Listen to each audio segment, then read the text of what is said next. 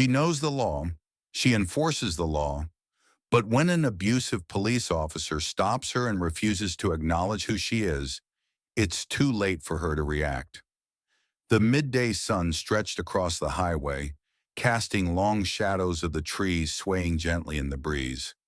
Diana Brooks' sleek black SUV glided steadily on the asphalt, maintaining a calm and even pace. Inside the quiet cabin, Diana kept her eyes focused on the road ahead, her mind still wrapped around the meeting she had just left. As the newly appointed FBI director, she knew the weight of her responsibilities was immense. Plans for systemic reforms and new training initiatives lingered in her thoughts, blending with a sense of determination and purpose. Suddenly, flashing red and blue lights reflected in her rearview mirror, pulling Diana back to reality. Her eyes flicked to the speedometer, exactly 60 miles per hour, well within the limit. No sudden lane changes, no reckless driving. Confusion settled in as she realized a patrol car was tailing her, signaling her to pull over. Carefully, Diana moved into the right lane, activated her turn signal, and guided her vehicle to the shoulder. Years of experience had taught her to stay composed, even when the unexpected occurred. She kept both hands firmly on the wheel, instinctively knowing that remaining calm was crucial. Yet there was an unspoken tension in the air, a sense that something wasn't quite right. Through the rearview mirror, she saw a tall, stiff-shouldered officer step out of the patrol car. His posture was rigid, almost confrontational, with one hand hovering near his holstered gun. Diana narrowed her eyes, trying to recognize the face, but nothing about him seemed familiar. A warning bell rang faintly in her mind. She'd dealt with many officers before, but this one seemed different, tense, and overly aggressive. Wind rustled the roadside grasses as the officer approached, his heavy boots thudding against the pavement. Diana's heartbeat remained steady, though she could feel the pulse of caution thudding in her chest. As the window lowered, she straightened her posture, adopting a professional tone. "Good afternoon, officer," Diana greeted calmly, keeping her voice respectful and composed. The man didn't respond to her greeting. Instead, his flashlight beamed directly into her eyes, harsh and unyielding, as if probing for a reason to escalate. He didn't move the light, almost as if testing her patience. "License and registration," he demanded curtly, without providing any reason for the stop. The sharpness in his voice held a note of disdain, as though he had already judged her. Suppressing a sigh, Diana maintained her composure. "May I ask why I'm being pulled over, officer?" she questioned evenly but firmly. The officer continued chewing his gum, his gaze fixed on her with a contemptuous sneer. "License and registration," he repeated, ignoring her inquiry. Diana hesitated for a split second, her instincts telling her something was off. Slowly, she reached for her purse on the passenger seat, announcing her movement calmly to avoid any sudden reactions. Retrieving her FBI credentials and driver's license, she held them out, waiting for him to inspect them. The officer barely glanced at her ID before scoffing.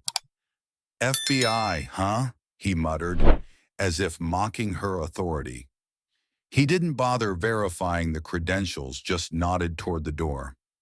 "Step out of the vehicle," he ordered, voice low but unmistakably hostile. Diana felt a surge of unease creeping up her spine. There was no legitimate reason for this level of aggression, especially after identifying herself. Her grip tightened on the wheel, but she remained outwardly composed, knowing that any sign of resistance could worsen the situation. The peaceful afternoon highway had suddenly transformed into a battlefield, one where authority and integrity were about to clash head-on. Diana kept her grip tight on the steering wheel, her gaze locked on the officer standing at her window. A creeping sense of unease twisted in her stomach, like a knot slowly tightening. She knew that in situations like this, staying calm was the only way to maintain control.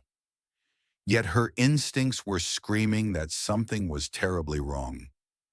Edric Wade stood rigidly beside her car, his eyes hard and unyielding, like he was looking at an adversary rather than a civilian.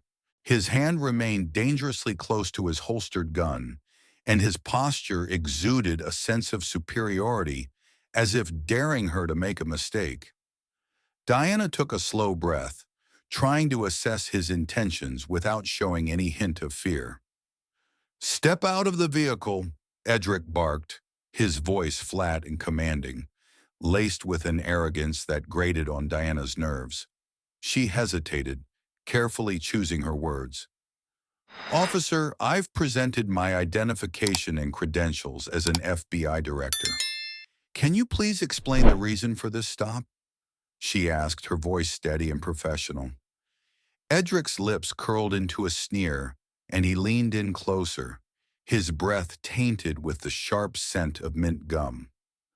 "I don't have to explain anything to you. Get out of the car now," he snapped, his hand hovering even closer to his weapon. Diana felt her pulse quicken, but she knew better than to show it. Years of dealing with high-pressure situations had taught her that one wrong move could escalate into something far worse. She steadied her breath, refusing to let panic take root. "Officer," she said calmly, maintaining eye contact, "I am fully cooperating. I just need to understand why I'm being asked to exit my vehicle." Edric's jaw clenched and his eyes narrowed, his expression hardening with every word she spoke. He clearly wasn't used to being questioned. With a rough motion, he pounded his hand against the roof of her car, the loud thud cutting through the tense silence. "I said, get out!" he shouted, his voice rising with frustration. Diana fought the urge to react defensively, reminding herself that any sudden movement could provoke him. Instead, she kept her voice low and deliberate. "I'm complying, officer. I just want to ensure that protocol is being followed. My dashboard camera is recording this interaction for both our safety." For a moment, Edric faltered, his gaze flickering to the small camera mounted on her dashboard. Diana caught the slight hesitation and knew she had struck a nerve. But instead of backing down, he seemed to double down on his aggression, stepping closer and pressing his hand flat against the window. "Listen here," he growled, his tone darker and more threatening. "You think that little badge means something out here? On this road, I'm the law. And you're just another problem I gotta deal with." Diana felt a cold anger simmering beneath her composed exterior. She knew his kind men who wielded authority like a weapon, mistaking dominance for respect. But this wasn't the time to confront his mindset. Survival was the priority. As she was about to respond, another officer pulled up behind Edric's cruiser. The sound of the new arrival's car door opening briefly distracted Edric, giving Diana a moment to breathe. A second officer, tall and equally imposing, approached, glancing briefly at Diana before focusing on Edric. "Everything all right here?" the newcomer asked, his tone neutral but watchful. Edric grunted, jerking his thumb toward Diana. "Non-compliant driver, trying to pull rank with some FBI story." Diana kept her silence, carefully assessing the dynamics between the two officers. It was clear that the second officer wasn't there to de-escalate. His posture and stance mirrored Edric's hostility, as if reinforcing his authority rather than questioning it. Diana's gut twisted with unease. She knew that being outnumbered would put her at an even greater disadvantage, and the tension between them only seemed to thicken with each passing second. She remained still, calculating her next move, knowing that one wrong word or gesture could trigger something irreversible. The sun beat down on the road, its heat only adding to the suffocating pressure of the moment. Diana knew that she was facing more than just an overzealous cop. She was up against a deeply entrenched mindset that equated power with intimidation. And in that suffocating silence, Diana made a choice. She wouldn't let fear dictate her actions. She had come too far, fought too many battles to be silenced by a man drunk on his own sense of authority. Diana kept her composure, but inside tension coiled like a spring ready to snap. Her pulse was steady, yet she could feel the rapid thumping of her heart against her ribs. She knew how dangerous this was becoming, how quickly things could spiral out of control if she didn't maintain her calm. Edric Wade stood inches from her, his stance aggressive and confrontational. One hand hovered menacingly near his gun, while the other pounded against the roof of her car, leaving a dull echo that seemed to hang in the air. His eyes were blazing with a mix of anger and superiority, as if determined to assert his dominance at all costs. Diana knew that any sign of resistance could set him off, and she wasn't about to give him that satisfaction. "Step out of the car," Edric roared, his voice booming with a harsh authority that sent a chill down Diana's spine. She took a slow, measured breath, maintaining eye contact. "Officer, I have complied with your request to show identification and have remained cooperative. I need to know why I'm being ordered out of my vehicle." Her tone remained even, refusing to let fear seep into her words. His lips curled into a sneer, clearly irked by her steady demeanor. "FBI, huh? You think you can just flash that badge and walk away from this?" "Not today." He leaned closer, his breath hot and acidic as he spat out his next words. "Get outside now." Diana knew better than to make any sudden movements. Instead, she spoke calmly. "I'm documenting this interaction on my dash camera for our safety. I'm stepping out now." The mention of the camera seemed to flicker across Edric's face, but he quickly masked his reaction with another scowl. Diana carefully unlocked the door and opened it just enough to step out slowly, keeping her hands visible at all times. She moved with deliberate caution, knowing that any perceived threat could trigger an impulsive reaction from him. As her feet touched the hot asphalt, Diana felt a sudden, harsh grip around her wrist. Edric yanked her forward, twisting her arm behind her back, and pushed her against the side of her car. Pain shot through her shoulder, but she remained stoic, unwilling to give him the satisfaction of hearing her wince. "Why are you doing this?" Diana managed to ask, her voice firm but controlled. Edric ignored her, barking orders to the second officer, who remained impassive but didn't intervene.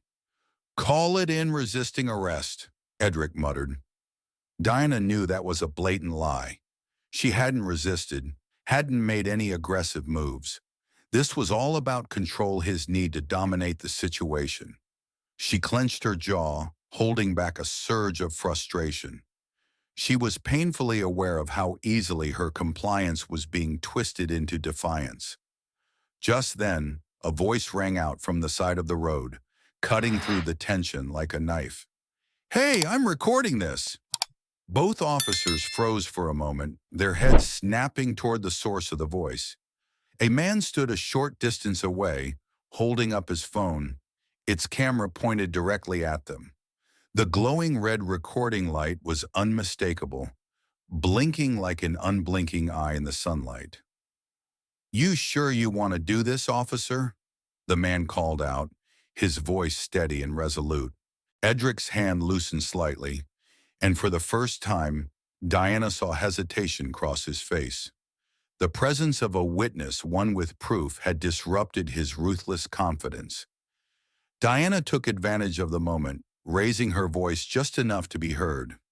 "You're making a grave mistake, Officer Wade. There are consequences for violating protocol and using excessive force." The second officer hesitated, glancing at Edric as if reconsidering his own stance. Diana could see the cracks forming the realization that their unchecked authority was being recorded and scrutinized. In that instant, the balance of power shifted. Edric's grip on her arm weakened, and his eyes darted around, looking for a way out. Diana knew that the presence of the camera had turned the tide, forcing accountability into the equation. But she also knew this wasn't over. Men like Edric didn't back down easily, and the fight for justice was just beginning. The sun beat down mercilessly on the tense scene, but for the first time, Diana felt a flicker of hope piercing through the oppressive weight of intimidation. The blaring sound of sirens grew louder, echoing down the highway like a wave of impending judgment. Red and blue lights flashed vividly against the hot asphalt as 3 more patrol cars pulled up to the scene. Diana didn't move, holding her ground as Edric's grip on her arm slackened slightly. His arrogant confidence seemed to falter, and for a moment, doubt flickered across his face. Backup officers jumped out of their vehicles, moving quickly toward the scene. Leading the group was Lieutenant Carter, a tall, imposing figure whose presence demanded respect. He strode forward, his sharp eyes scanning the situation. When his gaze landed on Diana, his expression shifted from professional detachment to stunned recognition. "Director Brooks?" he blurted out, his voice filled with both surprise and confusion. Diana gave a curt nod, keeping her posture calm despite the tension radiating from every direction. "Yes, Lieutenant, I need you to detain these officers immediately for unlawful conduct and use of excessive force." Lieutenant Carter turned toward Edric and the other officer, his jaw clenched as he absorbed the severity of the situation. The confusion in his eyes quickly hardened into anger as he took in Edric's defiant stance and Diana's unwavering resolve. "Wade!" Carter barked, his voice cutting through the heavy silence. "What the hell is going on here?" Edric hesitated, his usual smug demeanor slipping. He stammered, searching for a justification. I was performing a routine stop. She was acting suspicious, wouldn't comply with my orders." Diana didn't let him finish. Her tone was cold and sharp. "Lieutenant, I presented my FBI credentials immediately. Officer Wade refused to acknowledge them and escalated the situation without cause. He drew his weapon on me and physically restrained me without any justification." Carter's glare sharpened, and he turned back to Edric, his expression hardening with every word Diana spoke. "You pointed a gun at the FBI director? Are you out of your damn mind?" Edric's mouth opened, but no sound came out. The reality of his actions was dawning on him, but his pride refused to let him back down. Instead, he mumbled, "I thought she was impersonating, trying to pull rank." Carter cut him off with a fierce glare. "You didn't even verify her credentials? You just assumed?" By now, the crowd on the shoulder of the road had grown. The witness who had been recording earlier stepped forward slightly, still holding his phone up. His steady recording captured every word, every movement, and every shift in power. Carter glanced at the camera, his face tightening as he realized just how public and incriminating the situation had become. He signaled to 2 of his officers. "Cuff him, both of them," he ordered, pointing to Edric and his partner. Edric's face twisted with disbelief, and he struggled as the cuffs clicked around his wrists. "You're kidding me! I was just doing my job! You can't arrest me for this!" Diana didn't flinch. She locked eyes with him, her voice unwavering and cutting through his protests. "You drew a weapon on the FBI director without cause. You escalated a simple traffic stop into a potentially lethal situation. You will answer for your actions." Carter motioned for the other officer to take Edric's partner into custody as well.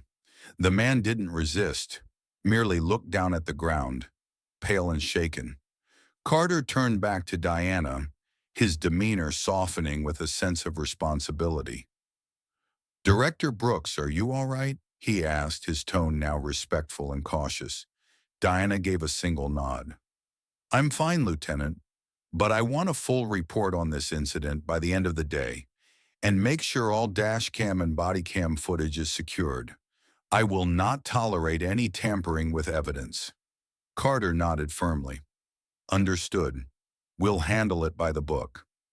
As Edric was led to the squad car, his face was a mask of rage and disbelief. He shouted incoherently about being framed, about injustice, but no one was listening anymore. The witnesses continued filming, making sure the whole world would know what had just unfolded. Diana took a deep breath, grounding herself in the midst of the chaos. Justice was finally catching up to Edric Wade.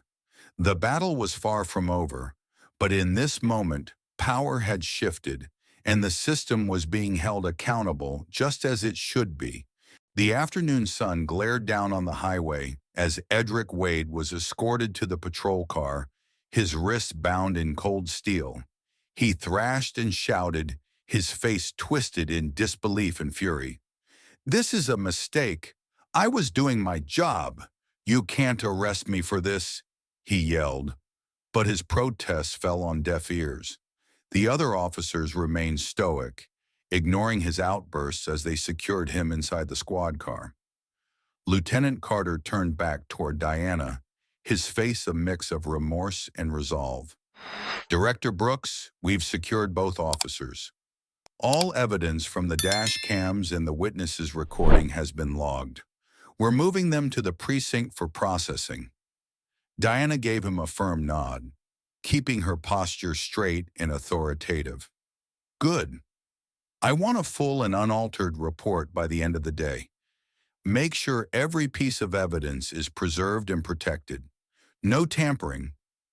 Carter hesitated for just a moment, then responded with a respectful, "Understood, Director." His tone carried a sense of professional guilt, as if ashamed that one of his own had crossed such a blatant line. Around them, bystanders continued to record on their phones, murmuring amongst themselves about the shocking turn of events. News vans had already started arriving at the edge of the scene, reporters hastily setting up cameras and microphones. Diana knew the story wouldn't stay confined to just this stretch of highway. It was about to explode nationwide.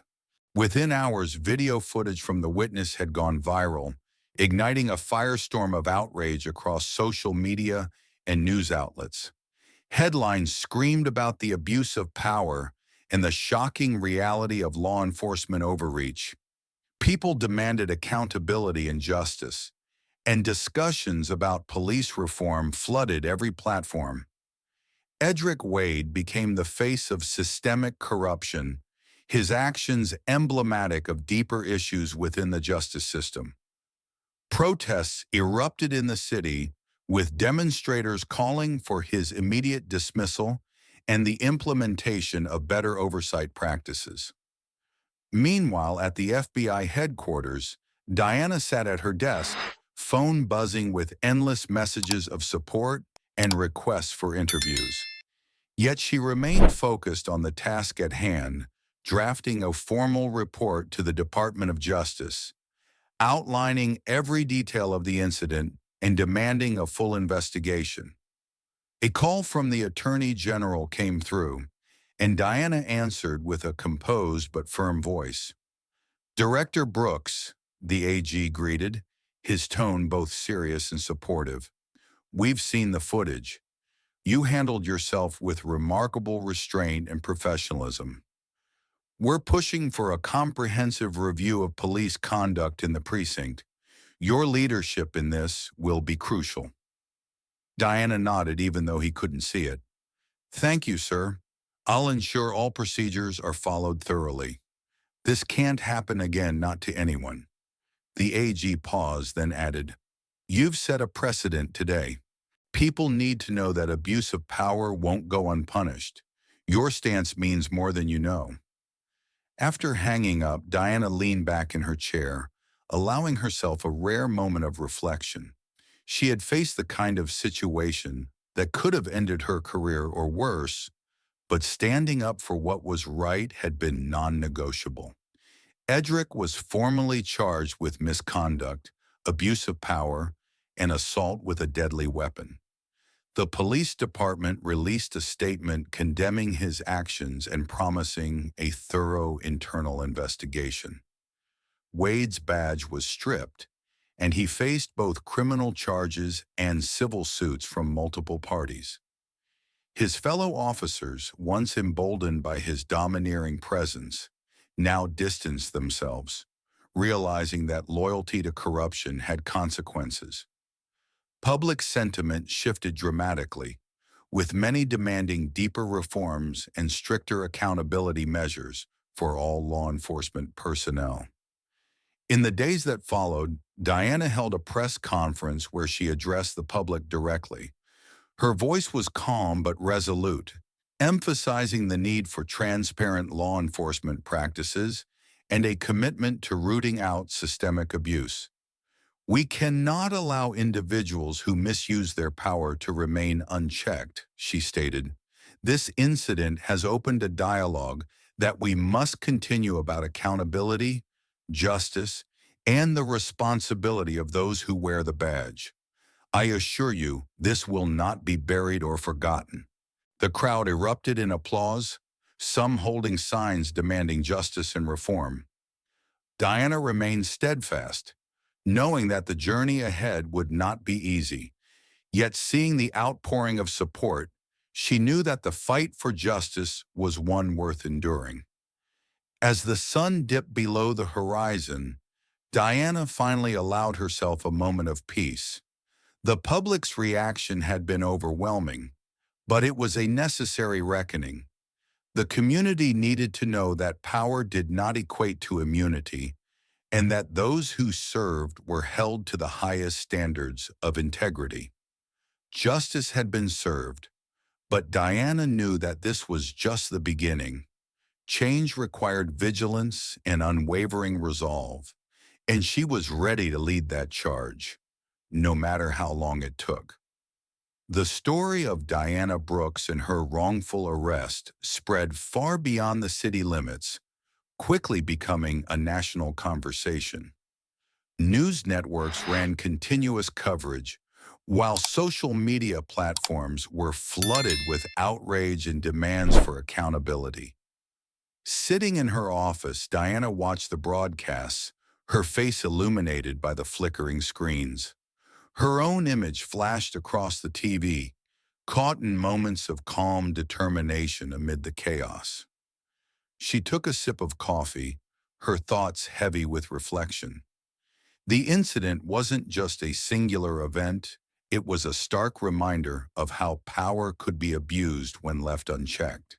Every day, countless people fall victim to those who misuse authority, but not everyone has the strength or opportunity to fight back. Diana knew that justice couldn't be built on the efforts of one person alone.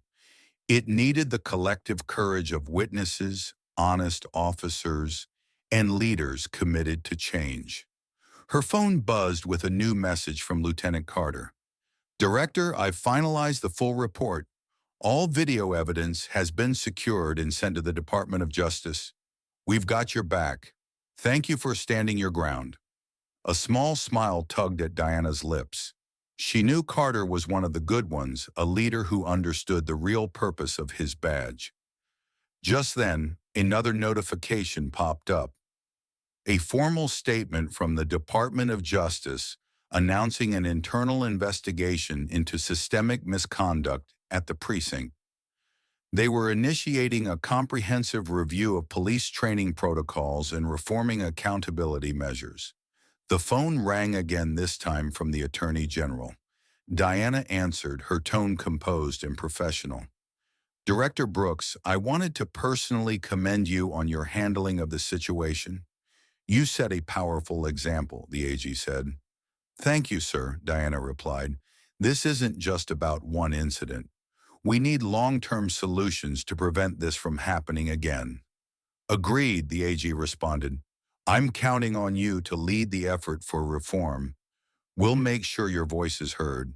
As Diana ended the call, she took a deep breath, feeling the weight of responsibility settle on her shoulders.